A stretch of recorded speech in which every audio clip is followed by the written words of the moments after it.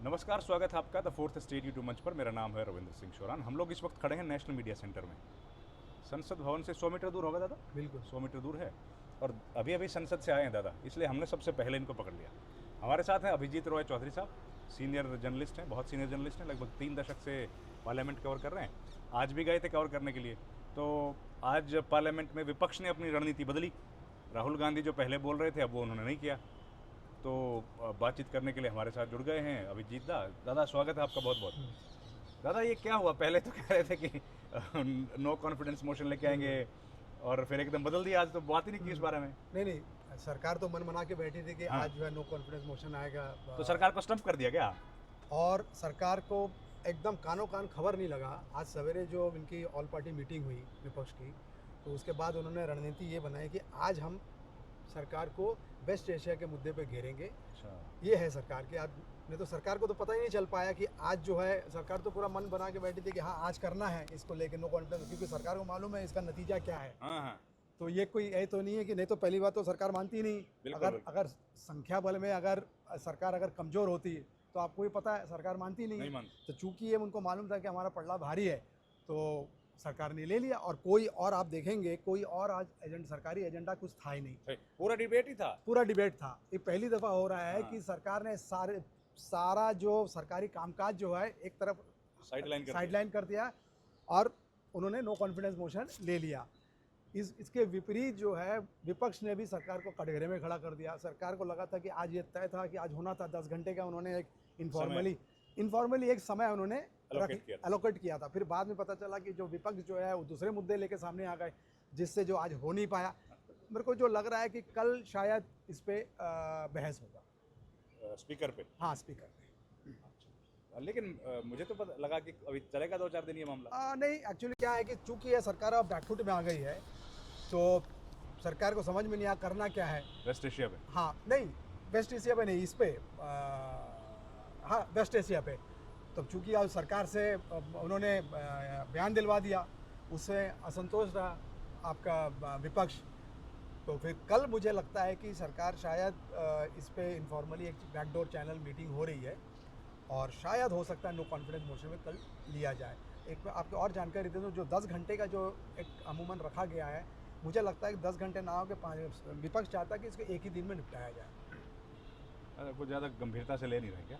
नहीं, इसमें करना क्या है? ये तो एक विपक्ष जो बेसिकली एक मैसेज देना चाह रहा था कि चेयर जो है किस तरीके से उनका कंडक्ट है, कैसे पक्षपात कर रहा है, कैसे विपक्ष को खास करके एलओपी को बोलने नहीं दिया जा रहा है। तो एक प्रकार से सिंबॉलिज्म ज़्यादा है इसमें और उससे ज़्यादा कुछ है नहीं। तो क्या होगा इसका, आपको क्या लग रहा है? अगर डिबेट हो, ये 1-2 दिन और खींच सकता है विपक्ष क्या इस वेस्ट एशिया वाले क्राइसिस? देखिए, बड़ा मुद्दा तो है। देखिए, वेस्ट एशिया तो निश्चित रूप से, वेस्ट एशिया के मामले पे तो सरकार ने तो अपने तरफ से एक स्टेटमेंट जारी कर दिया। आज एक्सटर्नल अफेयर्स मिनिस्टर ने अपना दे दिया है, सरकार सुओमोटो उन्होंने दे दिया। ये भी नहीं था। तो ये भी बचने की तरीका। हाँ, ये तो बिजनेस में था ही नहीं। ये भी बिजनेस में था नहीं। उन्होंने भी जब सुओमोटो लेकर, तो फिर विपक्ष ने भी अपना जो है पैतरा बदल दिया। तो कल हो सकता है कि सरकार विपक्ष जो है इस पे फिर से अड़ा रहा है कि इस पे पहले डिबेट किया जाए, फिर उसके बाद नो कॉन्फिडेंस मोशन जो स्पीकर। लेकिन ये बताइए अभिजीत दा, ये क्या तरीका है भाई? अगर बिजनेस में लिस्टेड नहीं है तो आप सुओ मोटो स्टेटमेंट क्या जरूरत है देने की? ये तो इतना बड़ा इशू है जिसको पूरा देश देखना चाहता है, तो पहले से लिस्ट कर सकते थे। और सप्लीमेंट्री एजेंडा में भी नहीं है। हाँ, नहीं है, उसमें भी नहीं आया, उसमें तो कुछ नहीं आया। सप्लीमेंट्री एजेंडा में भी नहीं। अब चूंकि ऐसा है कि उनको ये लग रहा था कि सरकार जो है विपक्ष जो है इसको लेके मुद्दा बनाएगी, तो उससे पहले उन्होंने अपना हथियार डाल दिया और अपना एक स्टेटमेंट दे दिया। लेकिन ये स्टेटमेंट भी आप देखें तो एक बहुत जनरलाइज है, बहुत ही जेनेरिक सा स्टेटमेंट है। उसमें भी बहुत ज्यादा इश्यूज को डिस्कस ही नहीं किया। आप जो है जो इतना बड़ा कॉन्फ्लिक्ट जो हो रहा है उसको आप कंडेम ही नहीं किए। आप कंडेम ही नहीं किए। और सरकार जो है मिडिल पाथ कोशिश कर रही है कि मिडिल पाथ इधर जाए उधर जाए। लेकिन ऐसा है कि आज के तारीख में आपको तो कहीं ना कहीं तो एक पक्ष लेना पड़ेगा ना भाई। आप विश्व गुरु हो तो लेना ही पड़ेगा।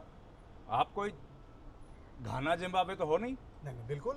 आप जाके मिलते हो, उसके बाद जो है ये पूरा कॉन्फ्लिक्ट चालू हो जाता है। वो भी ये नहीं मालूम कि क्या असलियत क्या है। तो सरकार को तो पूरा पार्लियामेंट से बढ़ के और क्या है, मैं समझता हूँ कि प्रधानमंत्री को आके पूरा बयान देना चाहिए। और इसीलिए कर रहे हैं कि प्रधानमंत्री को आके बयान देना चाहिए। नहीं, एक्सटर्नल अफेयर्स मिनिस्टर जो है, ही इज नॉट इनफ। तो निश्चित रूप से द पीएम शुड कम। हाँ, निश्चित रूप से इतना बड़ा है, आप एक प्रकार से थर्ड वर्ल्ड वार के कगार पे हैं। ये छोटा मोटा तो नहीं है। आज अगर चाइना और रशिया किसी एक कंट्री के साथ दे देते तो फिर तो वर्ल्ड वार 3 हो गया। ये कोई छोटा मोटा चीज़ तो नहीं है ना। बड़ी बात है, बड़ी बात। और सरकार क्यों बचती दिख रही है?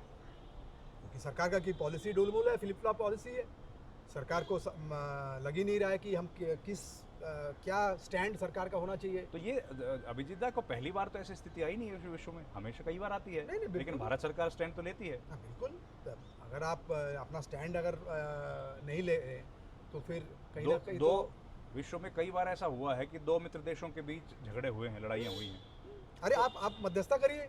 मध्यस्थता करना तो बहुत बढ़िया है। हाँ, मैं समझता हूँ कि अगर आपको एक स्टैंड, प्रपोज तो करो। हाँ, आपको एक स्टैंड तो लेना पड़ेगा ना। सरकार तो ये नहीं कर सकती है कि हाँ कि हम जो है फेंस सेटर बन के और जो बगले झाँकते रहे, ऐसा तो हो नहीं सकता। सरकार को तो आप खास करके आप इतने बड़े डेमोक्रेटिक नेशन है, सबसे बड़ी बात तो 1 करोड़ लोग जो है हमारे फंसे हुए हैं। और मैं आपको एक चीज़ और बता दूँ। उस पर क्या बोला? नहीं, उसमें तो अभी तक कुछ आया नहीं ना। हाँ, उसमें बोला कि हमारे जो हम चिंता जाहिर किया है सरकार ने कि मतलब 50 से 60 हज़ार अभी तक के लोग आ गए हैं। 2 जन उन्होंने आज ऑफिशियल दिया है कि 2 जन मर गए हैं।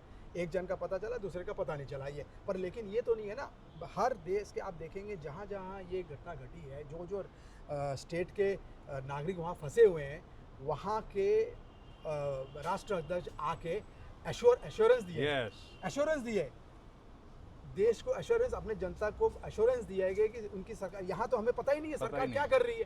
तो कम से कम एश्योरेंस तो कम से कम होना चाहिए, इतना मिलना चाहिए। हाँ, कि हम आपके साथ, सरकार आपके खड़ी है, हम कोशिश कर रहे हैं। एनर्जी क्राइसिस पर कुछ नहीं बोला।